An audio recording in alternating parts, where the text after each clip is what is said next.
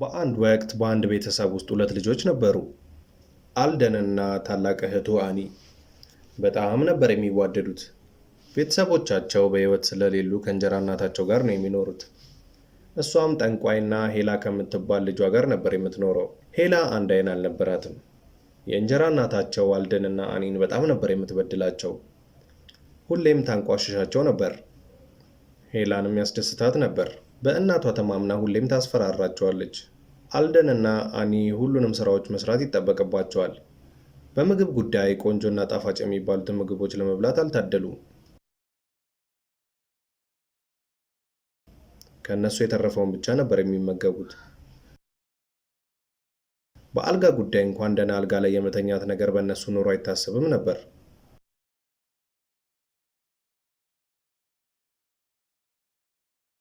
አኒና አልደን በጣም እየመረራቸው ስለመጣ ስለዚህ ጉዳይ በጣም ያስቡ ጀመር።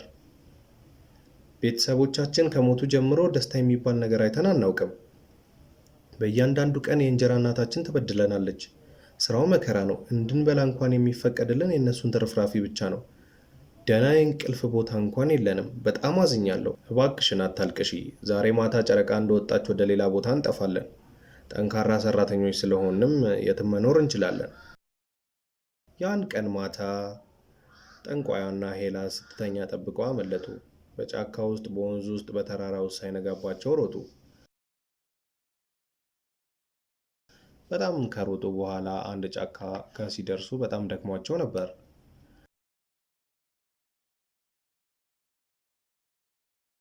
አንድ ዛፍ ስርም አርፈው እንቅልፍ ወሰዳቸው።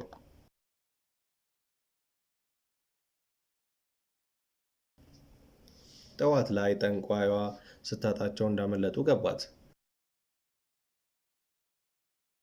ወዲያውም የአስማት መስታወቷን ተጠቅማ የት እንዳሉ ደረሰችባቸው። የአስማት ቃሏንም ተጠቅማ ከወንዙ ውሃ የሚጠጣ ሰው ሁሉ ወደ እንስሳትነት እንዲቀየር አዘዘች። አልደንና አኒም ከእንቅልፋቸው እንደተነሱ የሚያርፉበትን ፍለጋ መጓዝ ጀመሩ። አኒ በጣም ጠምቶኛል፣ የወንዝ ድምፅ ደግሞ በአቅራቢያችን ይሰማኛል፣ ፈልገን እናገኘውና እንጠጣ። አልደንና አኒ ወደ ወንዙ ሄዱ። አልደንም በጣም ጠምቶት ነበር።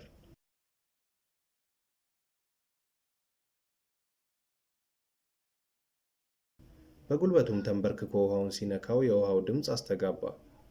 ማንም ይሄንን ውሃ ቢጠጣ ወደ አንበሳነት ይቀየራል። አኒም ወዲያውኑ አልደንን አስቆመችው። ወንድሜ እባክህን ውሃውን እንዳትጠጣ፣ ምናልባት ወደ እንስሳነት ተቀይረህ እኔን ልትበላኝ ትችላለህ። ትንሽ እንደሄዱም ሌላ ምንጭ አገኙ። አልደንም በጣም ተጠምቶ ነበር። አሁንም ተንበርክኮ ሊጠጣ ሲል ውሃው በድጋሚ አስተጋባ። ማንም ይህን ውሃ ቢጠጣ ወደ ቀበሮነት ይቀየራል።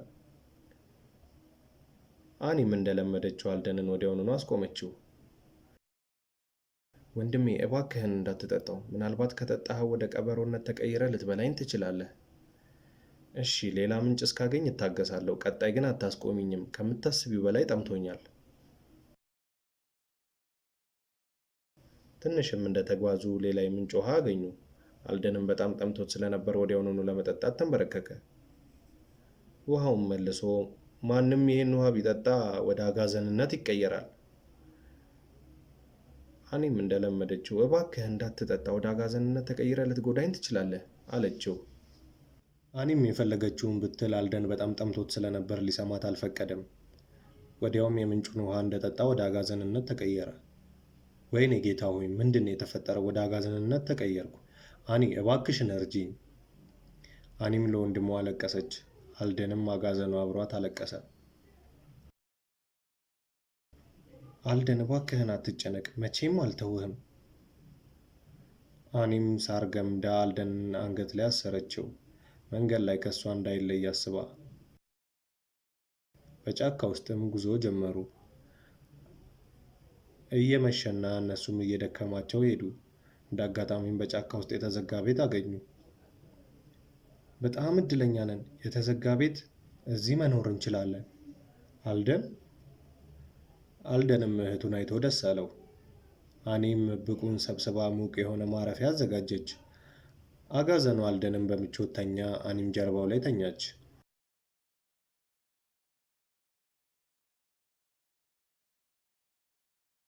በእያንዳንዱ ቀን አኒ ወደ ጫካ ትኩስ ሳርና ቅጠላቅጠልና ፍራፍሬ አምጥታ ይመገቡ ነበር። ሕይወታቸውም በጣም ሰላምና ደስታ የተሞላበት ነበር።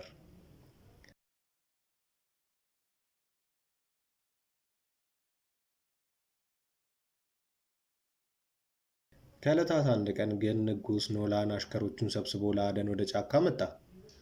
ጥሩምባ እየነፋና በጣም እየተሳሳቁ ነበር።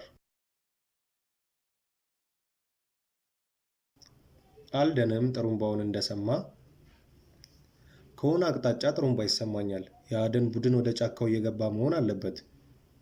ስሚኝ እህቴ፣ እኔም አደኑን መቀላቀል እፈልጋለሁ። አይሆንም ወንድሜ፣ እነዚህ አዳኞች ሊጎዱ ይችላሉ። ያኔ እኔ ምን ማድረግ እንዳለብኝ አላውቅም። ውዷ እህቴ፣ ለረጅም ጊዜ ስለተቀመጠን በጣም ሰልችቶኛል። አትጨነቂ፣ አዳኞቹ መቼም ቢሆን አይዙንም። እሺ መሄድ ትችላለህ፣ ግን ተጠንቀቅ። እኔን እንዳይጎዱኝ። እነሱ እስኪሄዱ በሬን ዘግቼ ይቀመጣለሁ። እቤት እንደደረስክም በሩን አንኳኳና እህቴ እባክሽን በሩን ክፈችልኝ በለኝ። ከዛም እኔም በሩን ከፍቼ አስገባሃለሁ። አልደንም እሺ አላት። አኒም ወንድሟ እንዲጠነቀቅ ነግራው ወደ ውስጥ ገብታ በሩን ቆለፈችው። አልደንም እየሮጠ ወደ ጫካው ገባ። አልደንም ለረጅም ጊዜ ቤት ውስጥ ስለነበር ጫካው ደስ ብሎት ነበር። ዛፍ ስርም ተደብቆ አዳኞችን ይከታተል ነበር።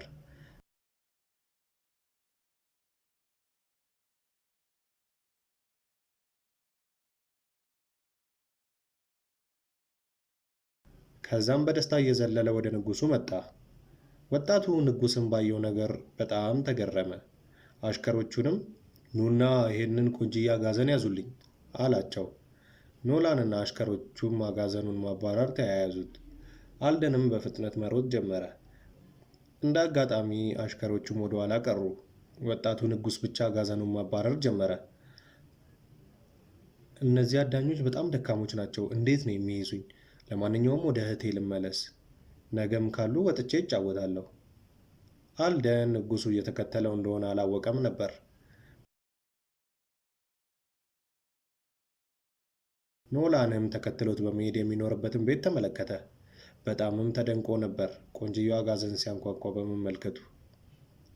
እህቴ ባክሽን በሩን ክፈችልኝ። አኒም በሩን ከፈተችው። አልደንንም በማየቷ በጣም ደስ ብሏት ነበር። በደስታም ተቃቀፉ።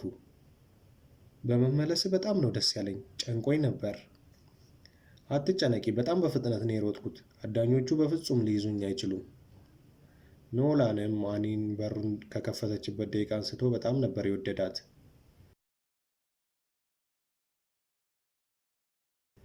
ዋው በጣም ቆንጅዬ ናት፣ አፍቅሬያታለሁ ማለት ነው።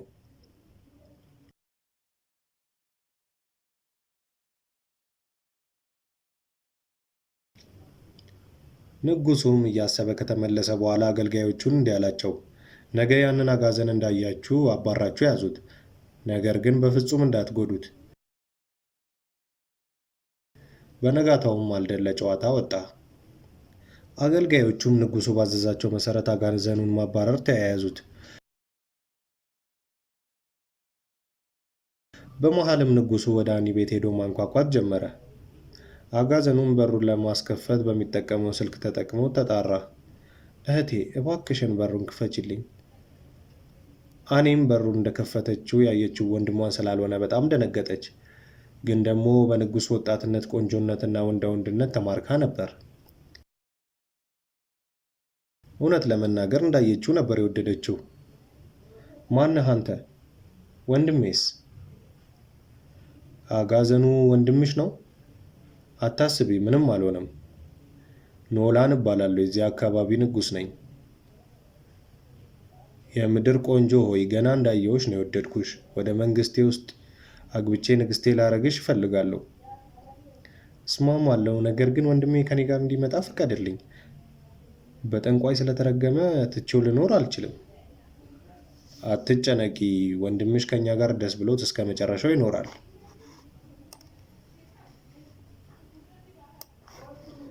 ከዛም አኒና አጋዘን ወደ ቤተ መንግስት ተያይዘው ሄዱ። ኖላን እና አኒ ተጋቡ። አኒም ንግስት ሆነች። አልደን አጋዘኑን በእህቱ ሰርግ በጣም ደስ አለው። በዛ ላይ በቤተ መንግስት ግቢ ውስጥ መጫወት በመቻሉ ደስ ብሎት ነበር። ቀን በቀን አኒ ወደ እሱ እየሄደች ታጫውተው ነበር። በቤተ መንግስቱም በደስታ መኖር ጀመሩ።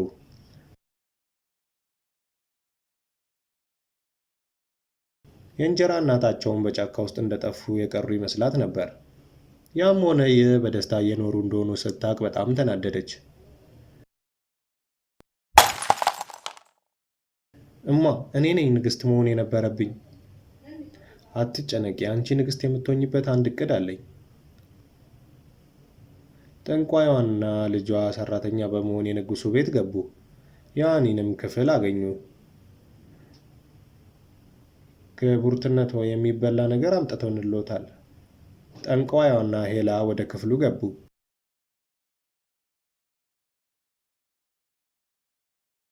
አኒም እነሱን በማየቷ በጣም ደነገጠች። ጠንቋይዋን ፈጠን ብላ በአስማት አኒን ጣለቻት። ጠንቋይዋና ልጇ አኒን በፍጥነት ወደ ጫካ አምጥተው ጣሏት። ተመልሳ መሄድ እንደማትችል በጣም እርግጠኞች ነበሩ። ስትነሳ እዚህ ጫካ ውስጥ ስትዞር ትኖራለች። ከዛም እኔ እተካታለሁ፣ ንግስትም እሆናለሁ ማለት ነው። በጣም ያጓጓል። ሄላ እንደ ንግስት አኳኋን ለብሳ በጣም ነበር የምታስጠላው። ጠንቋይዋ ምን ማድረግ እንዳለባት ግራ ገባት። ለልጇም እንዲህ አለቻት፣ በብርድ ልብሱ ሰውነትሽን ሸፍኝ። ከዛም ንጉሱ ገባ። ላይሽ ነበር የመጣሁት፣ ችግር አለ እንዴ ንግስት ሆይ? ንጉስ ሆይ፣ ንግስቲቱ በአዲስ በሽታ ተጎድታለች። አንተም ካልወጣ ይተላለፍብሃል።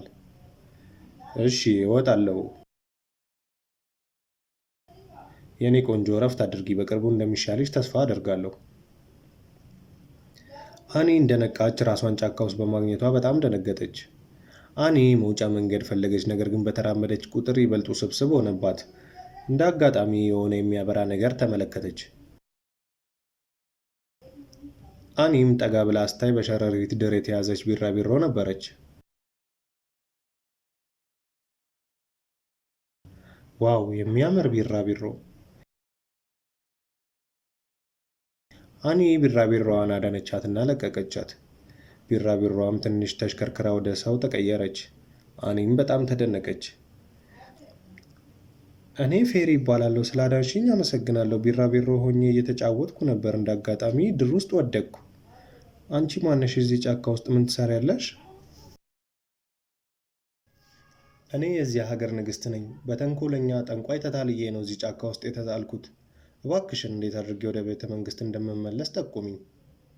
ይቻላል፣ እንደውም ከጠንቋያው ጋር የምትታገይበትንም ተጨማሪ ነገር እሰጥሻለሁ። ከዛም ፌሪ ለአኒ አንድ የወርቅ ደውል ሰጠቻት።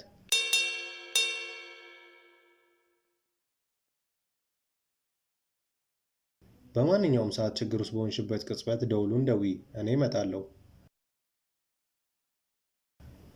ፌሪም ለአኒ ከጫካው የምትወጣበትን መንገድ አሳየቻት። አኒም ያችን መልካም ፌሪ ተሰናበተቻትና ወደ ቤተ መንግስት ተመለሰች። ለተወሰነ ቀናት አኒ አብራው ባለመጫወቷና ባለመምጣቷ አልደን ተከፍቶ ነበር።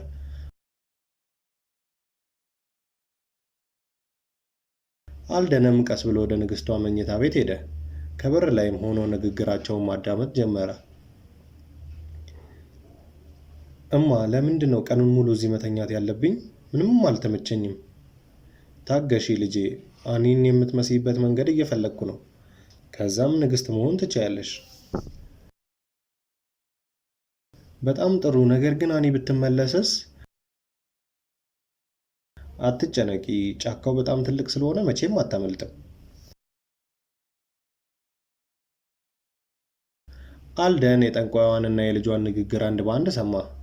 እህቱ ላይ የደረሰውን ነገር በመስማቱ በጣም ነው ያዘነው።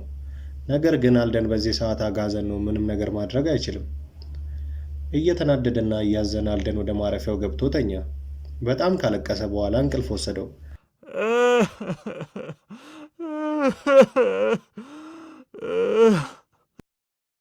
እንደተኛም ጀርባውን የሆነ ነገር ሲዳስሰው ተሰማው። አይኑንም እንደከፈተ እህቱን አያት። አልደንም ፈጣሪ ይመስገን አኒ፣ ተመለስሽ አይደል? በጣም ደስ ይላል። በጣም ተጨንቄ ነበር። አኒ ሁሉንም ታሪኳን ለወንድሟ ነገረችው። አልደንም ሲሰማ በጠንቋዩ የክፋት ስራ በጣም አዘነ።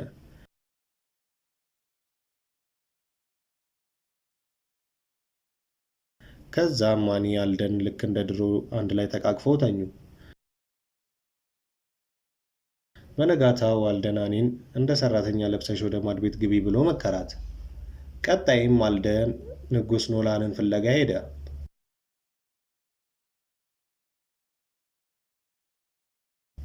አልደን ልትነግረኝ የምትፈልገው ነገር አለ? ልነግረህ የምፈልገው መኝታ ቤት ያለችው ሴት እህቴ አይደለችም። ምን? እኔ የማውቀው ንግስቲቷ አሟት እንደተኛች ነው። የጠንቋዩዋ ልጅ ናት እንደ ንግስት ሆና የተኛችው። እንደዛ ከሆነ ትክክለኛዋ ንግስት የት ናት? አኒ ፈርታ አሁን ማድቤት ውስጥ ነው ያለችው። ንጉሥ ሆይ እባክህን ተከተለኝ።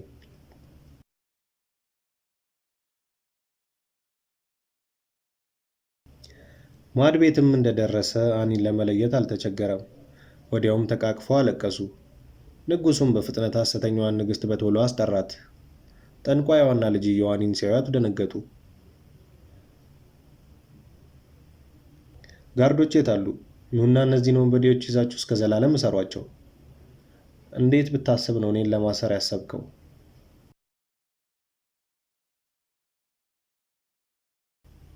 በዛው ቅጽበት አኒ ወርቃማው ደወል ትዝ አላት። ወዲያውም አውጥታ ደወለችው።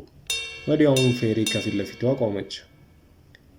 ፌሪም አስማቷን ተጠቅማ የጠንቋዩን አስማት አጠፋችባት። ጠንቋዩም ሙሉ አቅሟን ስላጣች ወደቀች። እርግማኗን በአልደን ላይ መስራት አቆመ። ወደ ሰውነትም ስለተቀየረ ሁሉም ደስ አለው። ጠንቋዩዋና ልጇም ታሰሩ።